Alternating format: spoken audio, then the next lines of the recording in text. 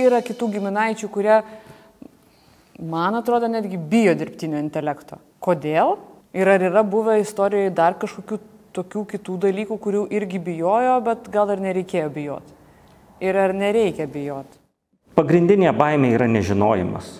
Ten, kur žmonės jį naudoja ir net nesusimasto, kad jis yra, jie jo nebijo. Visi naudojasi elektroniniu paštu, Google paieška. Visi fotografuoja su telefonu, kur dauguma atvejų dirbtinis intelektas pagerina tas nuotraukas. Nereikia galvoti, kad mes čia tokie geri fotografai. Yra pagalba. Naudojasi žmonės navigacija viena ir kita ir dažniausiai to nebijo.